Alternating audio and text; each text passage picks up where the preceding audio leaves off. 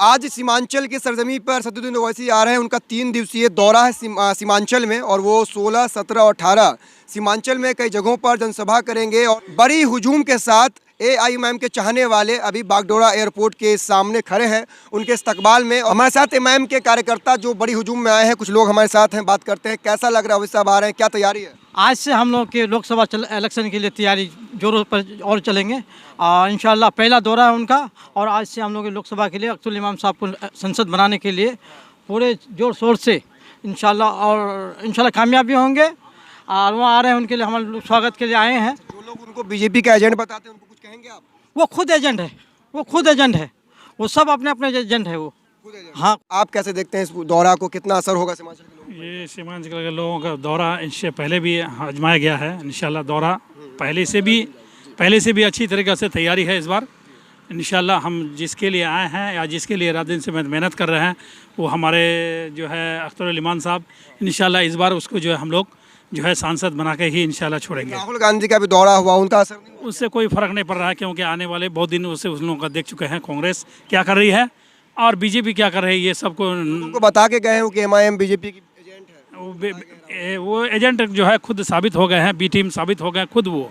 क्योंकि यहाँ वो कहने वाली बात नहीं है, क्योंकि यहाँ की आवाम जो है जान चुकी है कि कौन ए टीम है कौन बी टीम है। अच्छा, आपके जो 4 विधायक को आरजेडी खरीद ली, इसके अलावा अगर आप चुनाव लड़ रहे हैं फिर जीत जाएंगे, आपके कुछ विधायक फिर अगर खरीद लिया गया तो?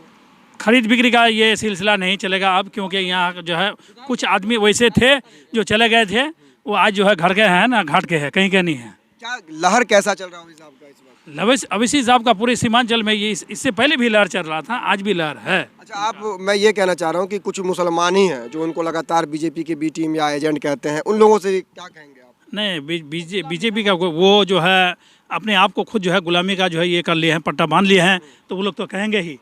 हम लोग जो है गुलामी में से नहीं है, इसलिए हम लोग जो है बी टीम हम लोग। एक और बात है कि वो लोग कहते हैं कि भाई एक से एक के बन जाने से क्या होगा, यानी अगर सीमांचल में 2 विधायक उनका बन भी जाए तो उससे क्या होने वाला है? ये एक से क्या होगा कहने का जो है, काम जो करेंगे वो तो काफ़ी है, एक ही काफ़ी है, तो 10 पे भारी पड़ता है। तो इसीलिए जो है एक से क्या होगा, आदमी शुरुआत करता है कहाँ 50 से एक साथ शुरू किया था क्या, बीजेपी जो है नीचे से मेहनत किया है ना, इस तरीक़े से हम लोगों का है।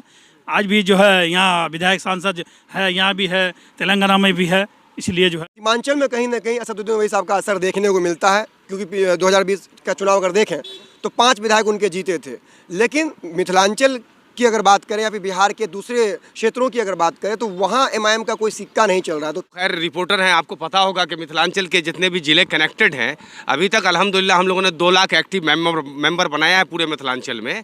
और हाँ, सच बात यह है कि किसी भी चीज़ की शुरुआत जो होती है तो वो काफ़ी फ्लैक्चुएट करता है, ऊपर नीचे होता है, लेकिन अभी जो वर्तमान परिस्थिति में जो हमारी हालात है, अल्हम्दुलिल्लाह हम बहुत मजबूती के साथ हैं। हमने पहले भी कहा था कि सीमांचल के बाद मिथिलांचल, और अल्हम्दुलिल्लाह मिथिलांचल से भी हम नायाब रिजल्ट देने का इस मरतबा काम करेंगे।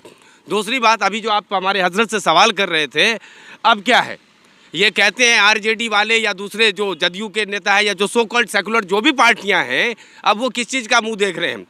अरे एक बार तुम मुसलमानों को बेवकूफ़ बना करके अपना वोट लोगे, 2 बार करोगे। अभी 2019 आ गया है, मोदी का लहर चल रहा है, तुमसे कुछ होने को नहीं जा रहा है। आपका पूरा का पूरा ये सोकल्ड सेकुलर पार्टियों का वोट जो है मुकम्मल का मुकम्मल बीजेपी में शिफ्ट हो रहा है। इधर राम मंदिर का जो मामला है, राम मंदिर का उद्घाटन हुआ है, उस तरह के जो मिजाज वाले लोग हैं उनका वोट जो डायरेक्टली जा कर के शिफ्ट जो है बीजेपी में कर रहा है। तो अभी अगर मुसलमान बिरादरी के जो भी हमारे कम्युनिटी के लोग हैं जो इस तरह की ज़हनी गुलामी के जंजीरों में बंधे हुए हैं, उनसे मैं मुअद्दबाना गुजारिश करूँगा कि आप अगर आरजेडी को भी देते हैं तो कहीं ना कहीं अपने घर में चिराग को उलट करके आग लगा करके ही देंगे। देखिए, लाख लोग आरोप लगा लें उन पर बीजेपी की बी टीम में एजेंट होने का, लेकिन एक बात साफ है कि मुसलमानों के मुद्दों पर अगर कोई बोलते हैं तो वो असदुद्दीन ओवैसी है, चाहे वो सड़कों पर देखने को मिले या पार्लियामेंट में देखने को मिले।